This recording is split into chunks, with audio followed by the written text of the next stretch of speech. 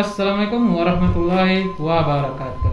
Waalaikumsalam warahmatullahi wabarakatuh. Dan sana kita sadanya, kaliko kita kembali lagi di acara kita podcast Kabar Lanta edisi autentik Minangkabau. Dan untuk tema yang kita angkat kaliko kita akan membahas manuskrip kuno Minangkabau. Nah, kita kaliko lah bersama dengan narasumber kita. Dan kita akan memperkenalkan narasumber kita kaliko. Dan yang pertama kita minta perkenalkan ke Bapak dulu. Assalamualaikum warahmatullahi wabarakatuh. Waalaikumsalam. Besar radio 2 102,5 FM. Ambo Irwan Malin Basah. Kebetulan di SDN Bersangkar dan banyak mengkaji tentang manuskrip Minangkabau. Nah, selanjutnya Bapak silakan memperkenalkan diri. Assalamualaikum warahmatullahi wabarakatuh. Selamat sore pemirsa Radio Luak Nantuo. Perkenalkan saya Yan Kasbari. Kebetulan saya hari bertugas sebagai sekretaris pada Dinas Perpustakaan dan Kearsipan Kabupaten Tanah Datar, yang barangkali sebagai salah satu lembaga pemerintah daerah yang berfungsi sebagai pembina dan penyimpan dan mungkin yang akan mempublikasikan manuskrip atau naskah-naskah yang barangkali ada di tengah masyarakat, dan mudah-mudahan bisa bernilai guna dan mempunyai nilai informasi bagi kepentingan pembangunan daerah. Terima kasih, Pak. Selanjutnya Bapak yang di sebelah saya. Terima kasih. Assalamualaikum warahmatullahi wabarakatuh. Waalaikumsalam. Pemirsa Radio Luar Nantuo yang berbahagia, perkenalkan saya Abrar Muklis sehari-hari sebagai Kepala Bidang Kebudayaan pada Dinas Pendidikan dan Kebudayaan Kabupaten Tanah Datar, sebagai pemberkata kegiatan autentik dan Minangkabau bersama dengan Pak Malin Basah serta YDN Bersangkar. Terima kasih. Ya. Oke, dan untuk dan sana itulah semua pemateri kita kali ini. Nah, pasti kalangan muda ataupun yang belum mengetahui tentang tema kita kali ini, manuskrip kuno Minangkabau. Nah, untuk yang pertama ini kita akan mempertanyakan kepada para narasumber, apa sih itu manuskrip kuno Minangkabau gitu. Nah, kita akan mempertanyakan hal tersebut. Yang pertama kita akan mempertanyakan ke Bapak Abrar dulu, selaku Kabid Kebudayaan di Kabupaten Tanah Datar gitu kan. Terima kasih. Ya. Jadi di dalam Undang-Undang Nomor 5 tahun 2011 tentang Kemajuan Kebudayaan, di situ disebutkan ada 10 objek kemajuan kebudayaan. Salah satu dari 10 objek kemajuan kebudayaan tersebut adalah manuskrip. Jadi program dan kegiatan kita di Kabupaten Datar khususnya bidang kebudayaan tersebut bersama dengan YDN, kita akan coba menggali ke 10 objek kemajuan kebudayaan tersebut. Nah, hari ini topik kita khusus pada manuskrip. Jadi manuskrip itu memang kalau sudah disebutkan manuskrip itu kuno. Ya. Kita dikenal dengan tambo. Kalau di Jawa dikenal dengan babat, dan daerah lain mungkin ada istilah-istilah tertentu lagi. Tapi yang jelas manuskrip adalah salah satu objek kemajuan kebudayaan yang akan kita coba gali gitu. Tentang pengertian dan sebagainya mungkin Pak Irwan nanti akan menyampaikan. Oke, langsung saja ke Pak Irwan. Ya. Masa kita minta menjelaskan apa itu manuskrip Manuskrip. kuno Minangkabau gitu Pak. Jadi manuskrip itu asal katanya dari bahasa Latin. Manu itu artinya tangan, skrip itu tulisan. Jadi kalau manuskrip itu tulisan tangan. Nah, tulisan tangan yang sudah ditulis oleh nenek moyang kita semenjak dahulu, dan itu di atas kertas, ada yang di bambu, ada yang di papan atau kayu, yang di daun-daun, jeluang dan lain-lain.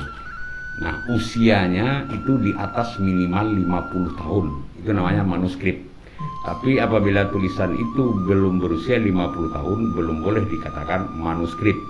Itu yang manuskrip, yang ditulis dengan tangan. bagaimana dengan naskah kuno tetapi tidak ditulis tangan, ada yang dicetak. Nah, itu namanya naskah kuno tetapi dicetak. Nah, itu namanya percetakannya di zaman dahulu stonecraft, cetak batu namanya. Kalau sekarang kan sudah digital printing, pakai laser. Jadi apabila usianya sudah di atas 50 tahun itu tergolong juga dia kepada naskah kuno. Jadi naskah kuno itu terbagi kepada dua macam, satu manuskrip, satu yang naskah cetak. Nah, apa yang mana yang lebih penting? Semuanya penting. Karena manuskrip kuno Minangkabau itu ratusan ribu banyaknya. Di Kabupaten Tanah Datar itu ribuan juga banyaknya. Kita khususkan lagi di Pariangan sebagai Nagari Tuo itu tidak kurang dari 700-an yang sudah pernah ada dilihat. Saya sendiri mewarisi lebih kurang 127 manuskrip Minangkabau yang ada di Surau Tarikat Satariah di Pariangan. Belum lagi surau yang ada di tarikat-tarikat yang lain seperti Surau Tarikat Saman, Naksabandi, dan surau-surau lainnya. Itu baru di surau, belum lagi yang tersimpan di rumah gadang. Tambo itu juga bagian dari manuskrip karena ditulis tangan. Namun ada juga tambo yang sudah ditulis, dicetak, cetak tapi masih tradisional. Nah, jadi saya perlihatkan contoh, saya bawa sebuah naskah kuno yang cukup tua, tapi bukan manuskrip, tapi tetap naskah kuno. Usianya di atas 50 tahun. Nah, isinya itu bermacam-macam, ada yang tentang hukum, sejarah adat Minangkabau, ada tentang perkembangan suku, tugas dan fungsi pengulu, pasambahan adat, nama-nama nagari, dan lain-lain sebagainya. Ya, intinya ada berisi pengetahuan, pengobatan, teknologi lokal, kuliner pun ada di dalam. Nah, sesuai dengan yang disampaikan Pak Kabid Kebudayaan tadi, menurut Undang-Undang Nomor 5 Tahun 2017 tentang OPK, Objek Pajak Kebudayaan, ada 10 OPK yang harus kita lestarikan, kita kaji, kita publikasikan. Salah satunya adalah manuskrip. Nah, hari ini masyarakat Tanah Datar khususnya mungkin belum banyak yang paham tentang manuskrip. Nah, jadi kalau ada tulisan-tulisan di rumah awak nampak tersalik-salik, itu Pak dari arsip Pak, jangan dicampaknya, jangan diambil untuk palap-lap kaco itu berharga, walaupun selembar dua lembar. Kita baca, jadi nanti ada pemahaman di dalam, mana tahu dia dapat mendukung naskah-naskah yang lain. Nah, sebaran manuskrip di Kabupaten Tanah Datar, di Pariangan, hampir di setiap nagari ada, hampir di setiap nagari. Cuma tersimpan di surau, ada yang di rumah gadang, ada yang disimpan di rumah tinggal seperti biasa, karena ada mereka menyebut, ada yang menyebut itu pusako. Nah, jadi yang jelas pesan pertama saya, kalau ada bertemu di rumah kita, di dapur awak itu jangan dicampaan, apalagi dipanggang. Kadang-kadang batimbang bagian ke tukang karate kan itu, Pak. Jadi karena ketidaktahuan. Jadi melalui acara ini kita himbau semua masyarakat muncul kepedulian terhadap manuskrip, itu berharga. Nggak tahu cara membacanya, nanti datang ke bidang kebudayaan atau ke arsip, kita bantu membaca. Itu tentang pentingnya manuskrip. Nah, berikut ada pemahaman bagi orang Minangkabau khususnya, Minangkabau ini tentu Tanah Datar di dalamnya. Apabila mereka memiliki sebuah buku atau kitab yang sangat kuno, yang sangat lama, mereka menganggap itu keramat. Itu di dalam manuskrip tidak ada istilah keramat. Karena ilmu yang mempelajari manuskrip itu namanya filologi. Ya, jadi kalau dibuka harus berkumpul dulu orang setanah datar. Abah lu kasih rumah ngumpul orang setanah datar. Atau bantai lo kabau agak tigo, ini kan rumi awak itu. Artinya itu sebenarnya jangan semarang-semarang dibuka kalau tidak perlu. Hari ini buku yang disimpan itu yang lebih aneh lagi adalah penyimpan manuskrip tidak tahu apa isinya. Karena dia ada yang berbahasa Minang, ada yang berbahasa Minang tulisan Arab Melayu, ada yang ditulis dalam aksara Sangsekerta, aksara Palawa bahasa Sangsekerta, dan ada bahasa-bahasa yang lain, simbol-simbol. Tapi itu sudah semua bisa dibaca. Jadi kita imbau juga masyarakat yang masih menyimpan itu, yang mengkeramatkan dan mengkultuskan itu hanya sebuah buku. Kalau dibuka tidak kagampung kayak ini gitu. Karena saya sudah banyak, mungkin udah hampir ribuan juga melihat macam manuskrip, isinya bervariasi. Sebaiknya kan kita kembang luaskan, kita pelajari, lalu kita sebarluaskan untuk masyarakat. Jadi saya yakin di setiap jorong atau nagari pasti ada manuskrip. Nah, persepsi yang perlu kita rubah adalah manuskrip itu kitab biasa saja dan tidak perlu dikeramatkan. Itu yang paling penting. Sebaiknya kita bawa kepada orang yang ahli. Ada yang berbahasa Arab tulen, ada juga. Nah, saya pernah temukan kitab manuskrip yang berbahasa Arab, malah bahasanya katanya sabalun ta pakai titik, joba pakai titik, ada di dalam. Tapi bisa dibaca karena kita punya ahli-ahli bahasa Arab.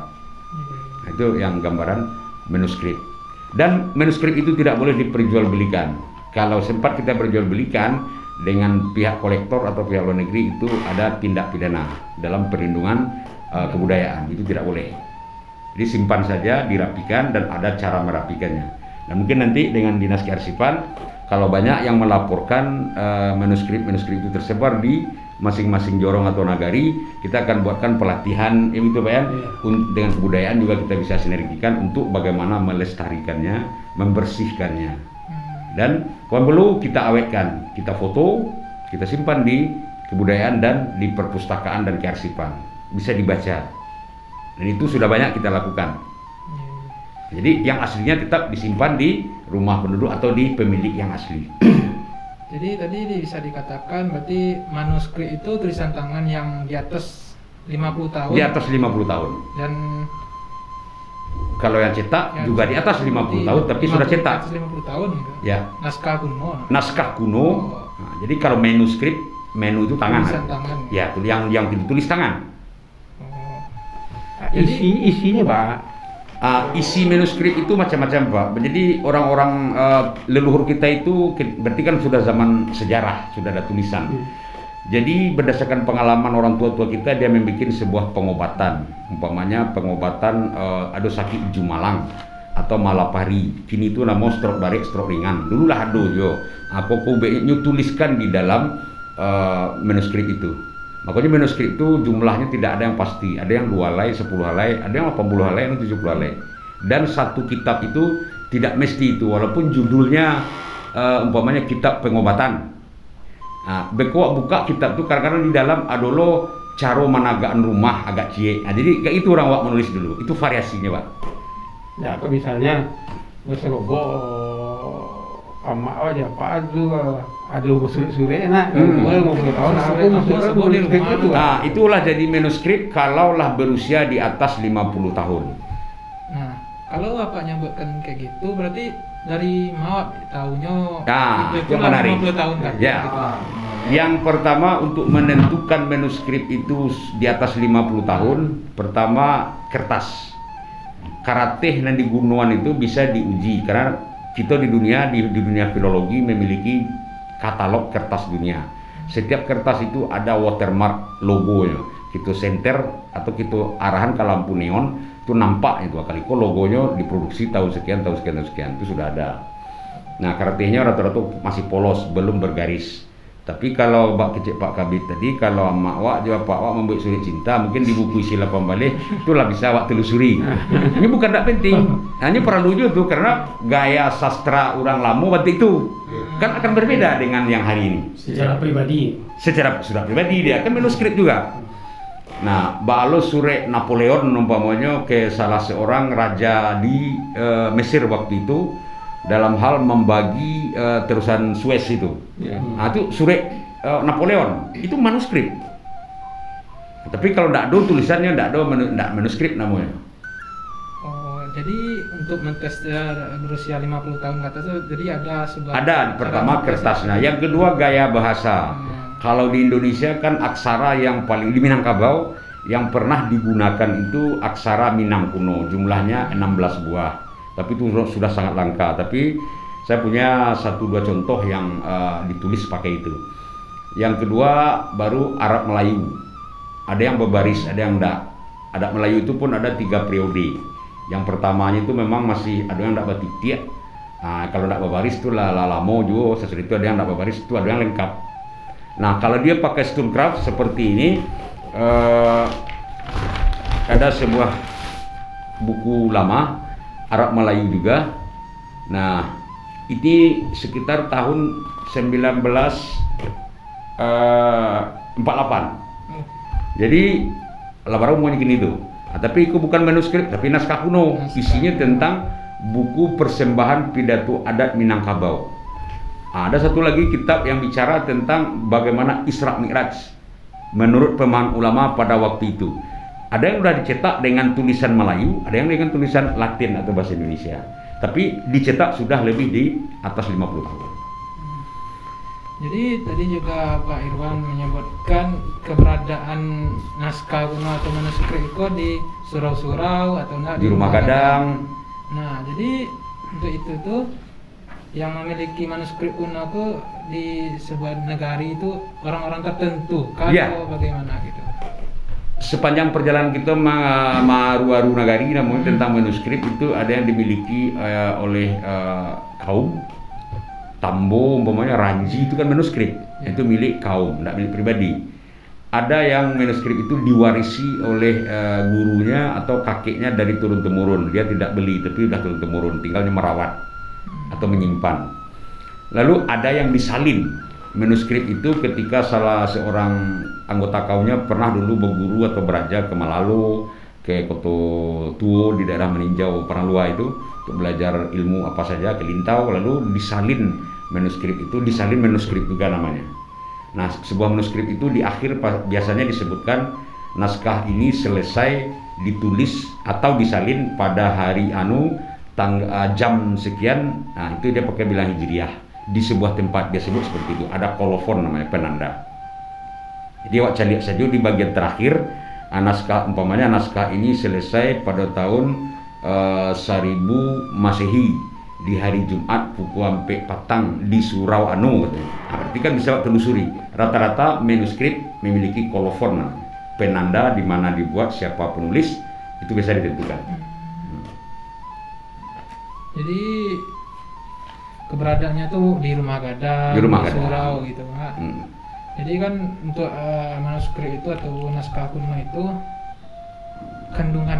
Kandungan tadi isi. Nah, ya apa yang dibahas di dalam manuskrip atau naskah kuno itu?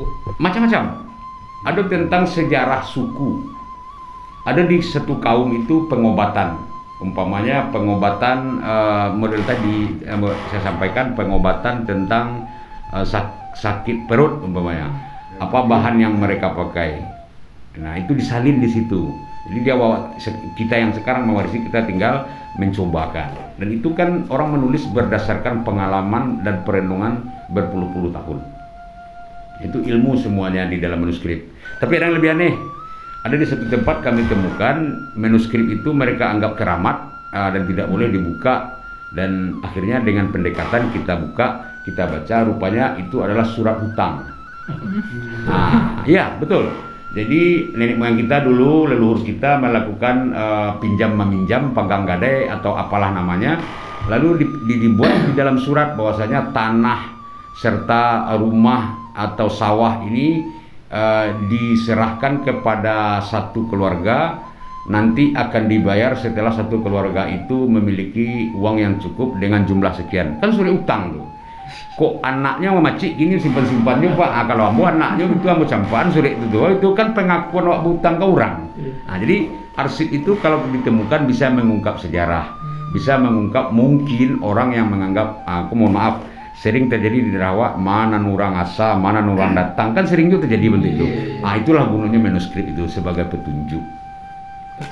Nah, batas wilayah, nah, kita hubungkanlah dengan kejadian yang viral Kapatang dan di berita tadi, batas wilayah antara Padang Panjang dan Tanah Datar.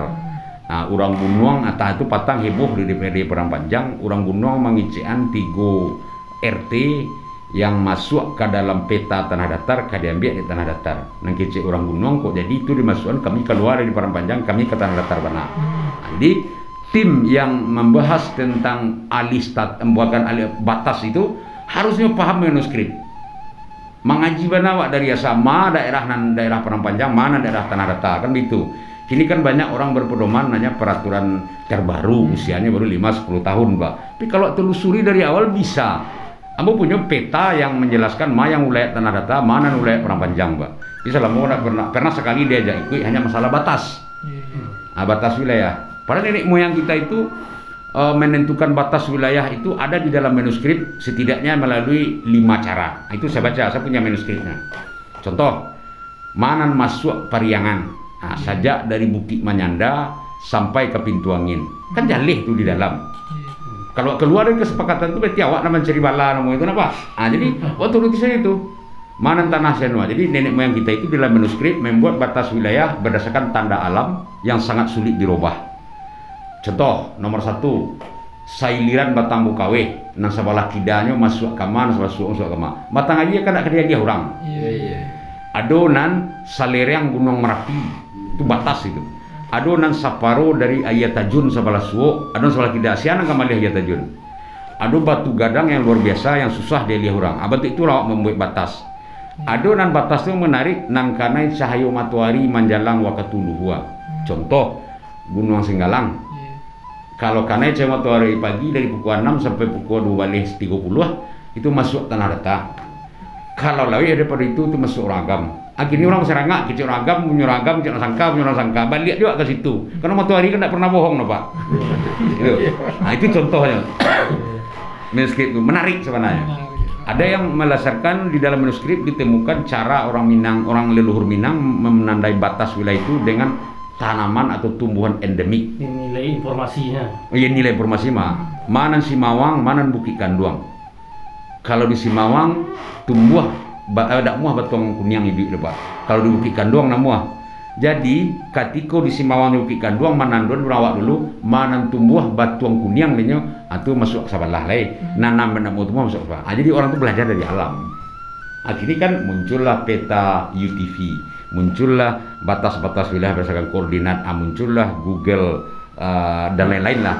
Sehingga kalau serangga lawak dinyoba. Jadi itu artinya kita hubungkan nilai manuskrip itu memang sebagai penunjuk. Alur pengetahuan yang luar biasa untuk membuat alat, ada untuk membuat makanan, untuk buat obat, baju dan lain macam-macam. Itu kaya nilainya. Manuskrip atau naskah kuno itu sebagai petunjuk ya, Pak. Salah satunya sebagai petunjuk, ada pengetahuan, ya ada ilmu pengetahuan di dalam. Cukup isinya sejarah.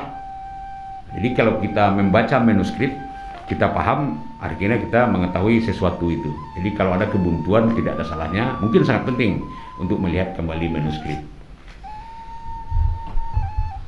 Jadi harapan saya pribadi sebagai peneliti di bidang filologi ini dan kebudayaan juga kita bersinergi di Tanah Datar ini bidang kebudayaan, bidang perpustakaan dan arsip. Karena manuskrip itu juga harus dilindungi. Tidak boleh selalu dibuka karena tangan kita itu memiliki tingkat keasaman. Kalau sering dibuka dia hancur. Jadi alangkah baiknya mumpung Pak Kepala Dinas yang diwakili oleh Sekretaris Pak Yan di sini perpustakaan arsip, nanti kita dengar juga sinergi yang bisa kita bangun. Mungkin di foto, disimpan di dalam CD, disimpan di kearsipan. Sehingga ketika ada peneliti yang datang, ada ndak manuskrip tentang pengobatan di Nagari Sumania, itu contoh. Kalau buka-buka ada, bisa difotokopi Pak, bisa di burning Pak, bisa digandakan. Jadi daripada dia melihat manuskrip yang asli, ya kertasnya sudah beratus-ratus tahun. Sangat berat pembahasan kita pada kali ini. Untuk itu kita istirahat. Jadi boleh selong.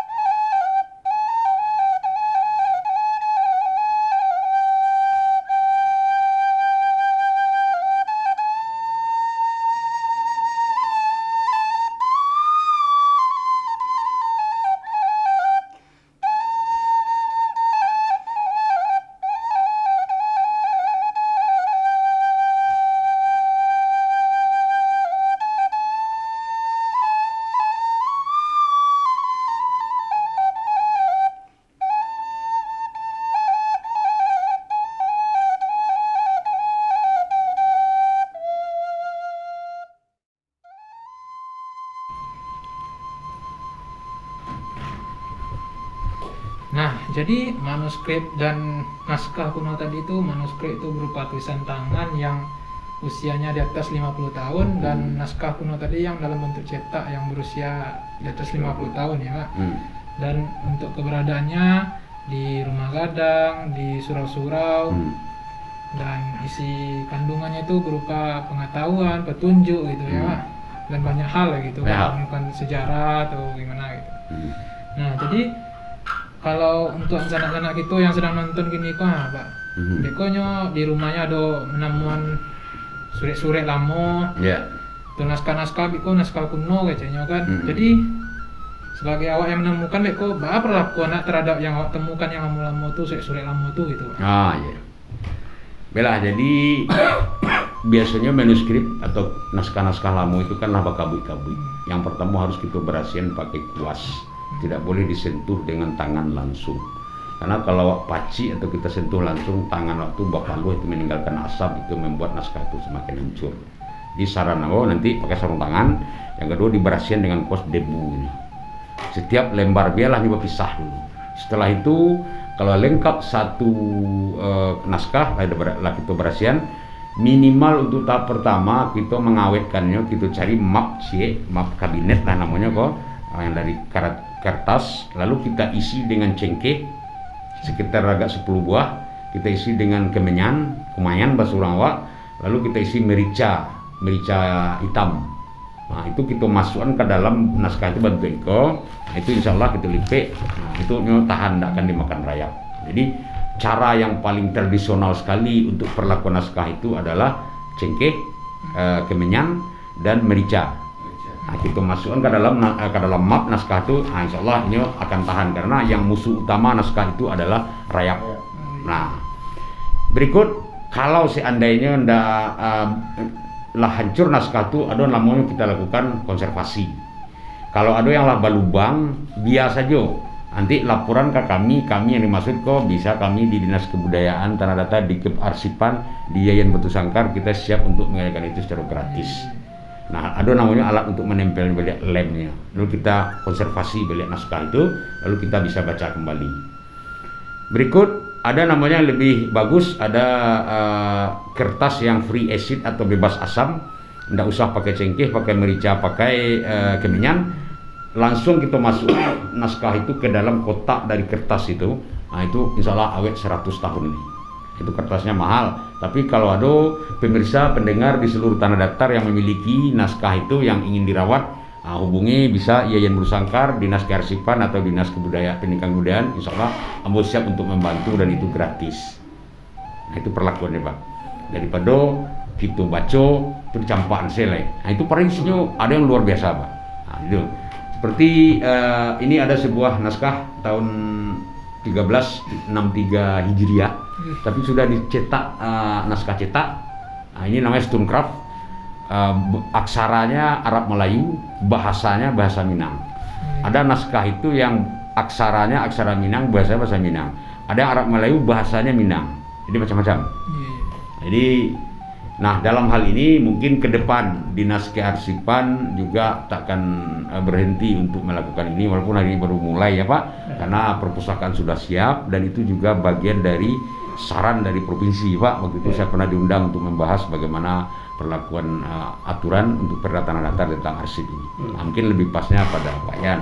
Nah, langsung saja kita tanyakan kepada Dinas Arsip dan Kepustakaan, bagaimana kebijakan Dinas Arsip dan Kepustakaan terhadap manuskrip kuno ini gitu Pak? Di Tanah Datar umumnya. Di Tanah Datar. Terima kasih Pak Regi. Dalam hal ini kami Dinas Perpustakaan dan Kearsipan tentu sebagai lembaga yang diberi amanah untuk menyelamatkan, mengkaji, melakukan akuisisi atau pengumpulan dari naskah-naskah yang ada di Kabupaten Tanah Datar. Jadi kita berharap tentu ke depan semua naskah kuno, semua mungkin tadi manuskrip yang banyak dalam bentuk naskah kuno dan mungkin ada tambo. Itu kita secara bertahap akan kita gali dan kita jadikan khasanah daerah yang bisa akan jadikan informasi yang berguna bagi tata kehidupan ke depan. Jadi kita tentu sebagai anak nagari akan belajar dari apa-apa yang telah dilakukan oleh pendahulu kita yang telah diwujudkan dalam bentuk manuskrip tadi. Jadi kalau kita melihat definisi arsip sesuai dengan Undang-Undang Nomor 243 tahun 2009, naskah kuno atau manuskrip ini adalah salah satu lagi bagian kearsipan. Jadi dia itu adalah kalau pengertiannya adalah suatu rekaman kegiatan atau peristiwa dalam berbagai bentuk. Jadi dalam berbagai media dengan tentunya perkembangan teknologi dan informasi komunikasi yang dibuat, diterima, diciptakan oleh lembaga negara, pemerintahan, lembaga pendidikan, perusahaan, organisasi politik, mungkin secara pribadi dan perorangan, termasuk kaum dan lapisan masyarakat.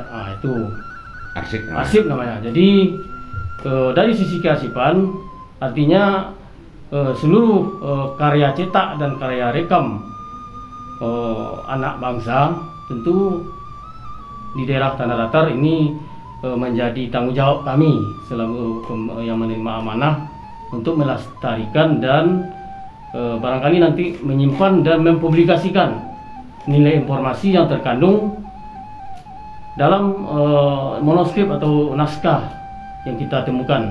Jadi kita berharap kepada seluruh lapisan masyarakat ya Pak yang barangkali menyimpan dan barangkali mempunyai di rumahnya melalui bidang kebudayaan dan kami kearsipan termasuk dari IAIN Pak Sangkar tentu mempunyai kewajiban untuk melestarikan dan mengembangkan. Bisa saja tadi mungkin tadi disebutkan oleh Pak Irwan, kita adakan kegiatan berupa restorasi atau penyelamatan, konservasi dan lain-lain termasuk preservasi arsip. Nah, kita akan selamatkan, akan kita adakan barangkali pendekatan kepada masyarakat agar semua lapisan tentunya bersinergi dengan kita untuk memberikan karya cetak, karya rekam yang barangkali bernilai sejarah tersebut, baik disimpan secara pribadi, kolektif maupun di keluarga dan suku, termasuk kaum nenek mama yang barangkali sangat kental keberadaannya di Luhak dan Tuo. Jadi dalam hal ini mudah-mudahan nanti ke depan kita akan intensifkan kegiatan ini, termasuk mengalimediakan barangkali Pak. Kita selamatkan dalam alimediakan sehingga informasi dan nilai-nilai sejarah yang terkandung dalam manuskrip ini bisa kita wariskan ke anak cucu untuk menjadi pedoman dan barangkali acuan dalam mengembangkan tata kehidupan ke depan yang lebih baik. Itu barangkali tugas kami sebagai lembaga yang barangkali bisa nanti saling bersinergi baik dengan lembaga pendidikan IAIN Batu Sangkar maupun bidang kebudayaan di Dinas Pendidikan. Itu barangkali kita berharap mohon dukungan seluruh lapisan masyarakat untuk bersama-sama kita barangkali menyelamatkan dan menginformasikan khasanah atau nilai-nilai sejarah yang terkandung dalam manuskrip atau tambo atau naskah kuno yang mungkin keberadaannya saat ini tersebar Pak dari berbagai lapisan di tengah masyarakat. Saja barangkali dari kami untuk sementara Pak Egi, terima kasih. Nah, mungkin yang terakhir nih saya minta untuk ke Pak Irwan, himbauan untuk masyarakat yang mempunyai ataupun menemukan manuskrip ataupun naskah kuno ini gitu Pak, agar pelestariannya gitu. Untuk pelestariannya Bella, jadi sebagai peneliti dan juga kolektor, juga pengkaji manuskrip, kami punya kelompok namanya di kampus itu yang peduli dengan ini. Kita menghimbau kepada seluruh masyarakat Tanah Datar bagi yang menyimpan atau memiliki di rumahnya tidak terawat, kita bantu untuk merawatnya secara gratis. Jangan malu-malu untuk menyampaikan, Pak, contohnya ambo ada buku kubas subuh di rumah ambo. Lewat telepon saya lah dulu, nanti saya kasih nomor telepon atau ditanya ke Rindu Pemda dari kampus ya Pak. Aduh Pak, tolong dibacuan, ndak uliah di foto, ndak lah kita baca biar tahu isinya. Lalu kita rawat, kita buain kotak, simpanlah di rumah Pak. Jadi simpan di rumah sendiri. Yang penting jangan dijual, jangan ditukar guling dengan sesuatu, karena itu adalah nilai kebudayaan yang paling berharga. Mungkin karena masyarakat kita tidak memiliki pengetahuan atau mungkin kurang peduli mungkin. Jadi ada lembaga yang peduli dengan itu. Jadi jangan ragu-ragu. Nah, untung di saat ini juga ada Dinas Pusaka Arsip juga kebudayaan di Tanah Datar itu sangat-sangat banyak sekali objek kebudayaan itu yang perlu kita dokumentasi, kita kaji, kita kembangkan, kita lestarikan, kita pelihara. Salah satunya manuskrip. Mungkin kok nggak tahu sampai saya ke Wali Nagariwa dulu. Nanti kita mintalah kepada Bapak Ibu di bagian Dinas Perpustakaan Arsip menyurati Wali Nagari agar lebih tahu begitu. Mungkin didata dulu siapa yang punya, jadi berbasis Nagari dulu. Kalau ada biar Nagari yang menghubungi Dinas Kearsipan. Jadi nanti orang Kearsipan yang datang ke situ kita bantu dan perguruan tinggi. Sehingga manuskrip itu terawat dengan baik. Terdata dan terawat dengan baik. Kalau dia hilang tidak tahu lagi kemana, kita akan bertanya. Jadi mungkin itu saja. Nah, jadi kita minta ke Pak Irawan selaku Dinas Kebudayaan, Pak Abrar, Pendidikan dan Kebudayaan gitu. Pak Abrar. Ya, terima kasih. Sebagaimana yang kita ketahui, Tanah Datar kau kan disebut Iwanan Tuo, Pusat Jalo Kumpulan Ikan, Pusat Kebudayaan Minangkabau. Jadi tidak berbicara tentang Tanah Datar saja, tapi Minangkabau sama keseluruhan. Jadi kalau Minangkabau itu di luar administrasi Sumatera Barat, sampai ke Riau, sampai ke luar negeri, gitu kan. Jadi wajar sebenarnya masalah kebudayaan kok, salah satunya manuskrip kok banyak terkumpul.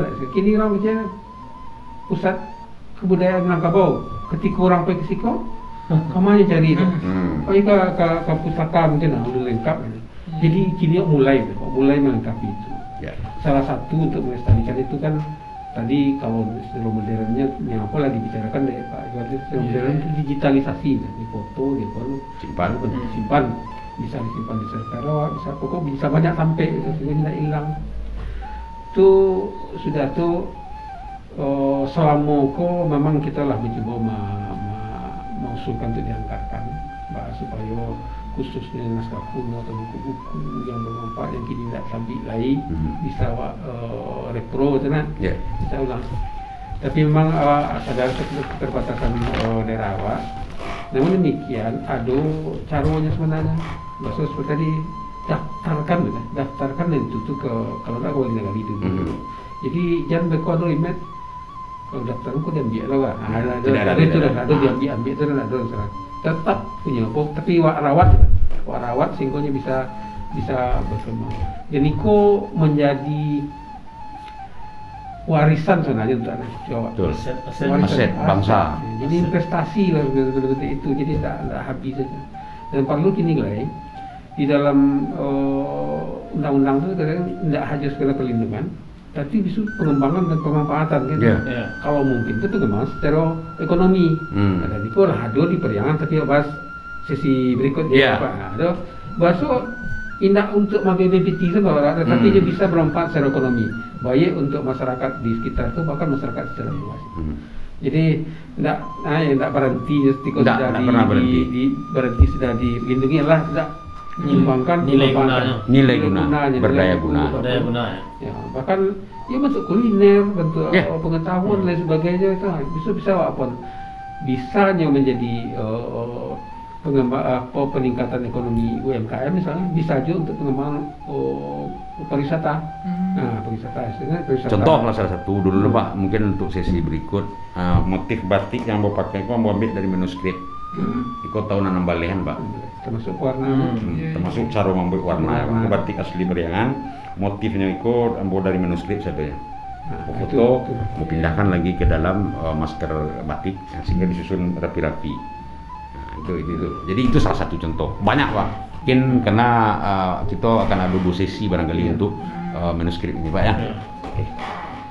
Nah, jadi untuk sana itu yang menonton di channel YouTube Dinas Kominfo Tanah Datar yang ada suri-suri lamu, kitab-kitab lamu yang manuskrip atau naskah kuno gitu, silakan komen di channel YouTube Dinas Kominfo. Nanti kita akan beritahukan kepada Pak Irwan, Dinas Arsip, Dinas Kebudayaan gitu kan, untuk membantu merawat dan melestarikannya gitu. Betul. Nah, itu jangan lupa di subscribe, dan ya bagian tadi yang ada manuskrip dan naskah kuno silakan komen gitu di channel itu Dinas Kominfo, dan nanti kita akan bantu untuk melestarikannya gitu.